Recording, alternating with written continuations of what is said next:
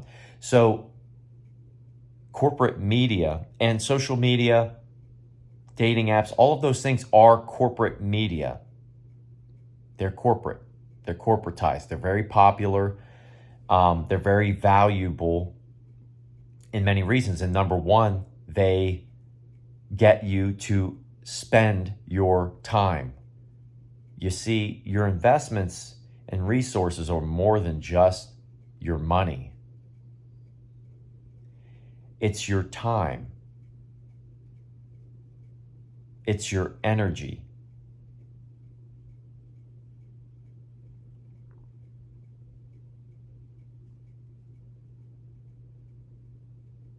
It's your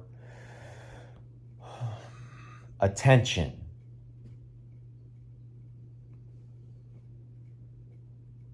It's your spiritual management or your management of your energy about something that you want to do.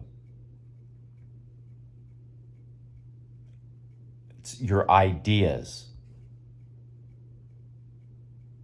You invest in ideas.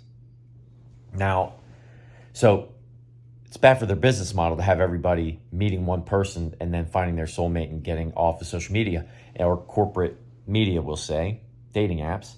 They're not doing it. You don't do it. So you're triangulating, getting back, you're triangulating all of these different relationships and all of these things while you casually date out there. And we have lived, the broken home system has created this thing where once the relationship becomes emotionally intimate, physically intimate, and all of the other intimacies that are involved with the relationship, people will shy away from it. It becomes very difficult. And so many people out there nowadays are in the primal state. They can't manage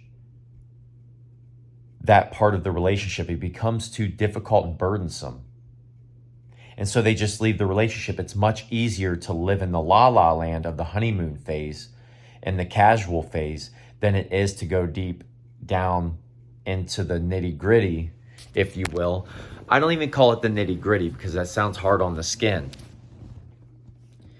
But because even those intricacies and that depth of the relationship, it can be soft if you choose for it to be. It's those moments when you're laying in bed together and you're breathing normally, and you might wake up and the person's eyelids open and their eyes are the first eye contact you meet for the day.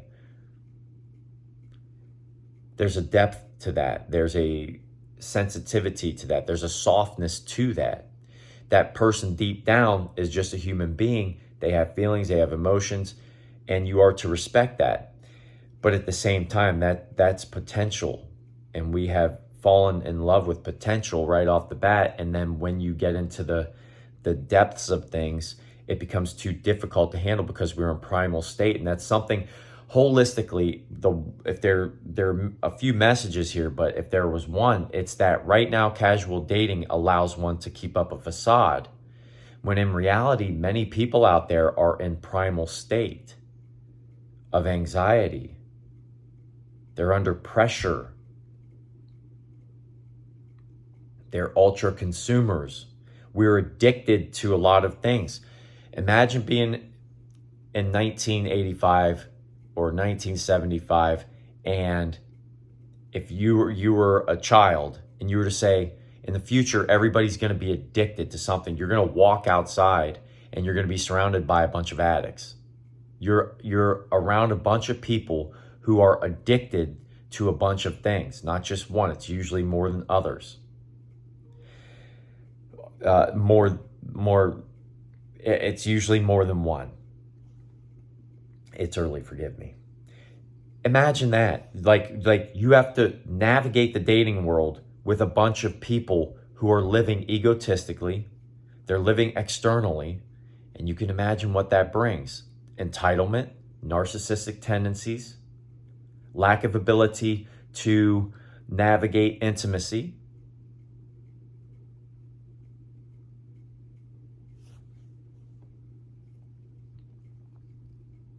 And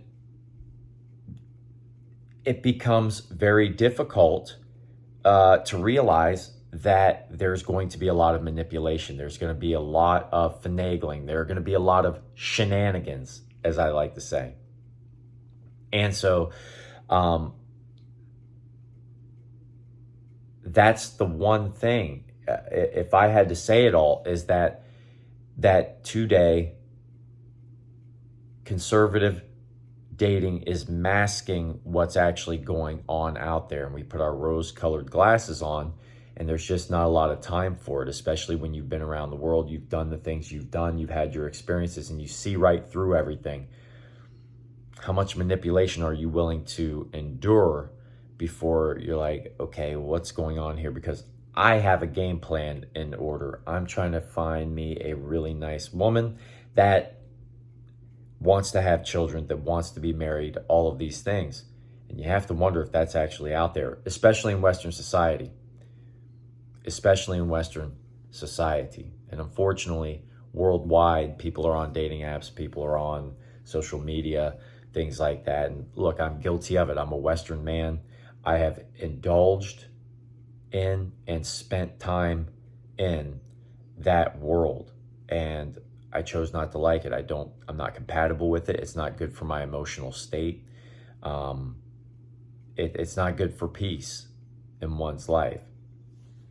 So you make certain changes and things like that in your everyday thing. Things you're addicted to, you try to do in moderation. Social media, very easy to be addicted to. I haven't posted in about 5 weeks.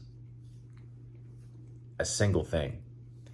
And that's just the nature of it. You go silent and you realize just how much energy you're wasting out there on these things, and how you end up having to manage these relationships. You get into a relationship with somebody and you've got people that you dated once, that you decided to be friends with, and now they hit you up on occasion when you're sitting right there next to a person.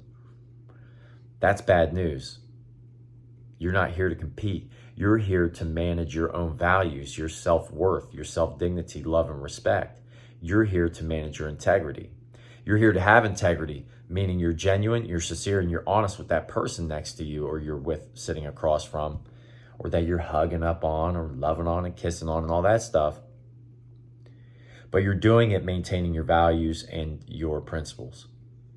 And you can be open and honest about it, but keep in mind, way too many times nowadays, you're doing that and they're not. And keep that in mind. Your energy becomes fragmented. You end up competing with a bunch of triangulated relationships and things like that. And the casual dating is simply a way to mask that behavior.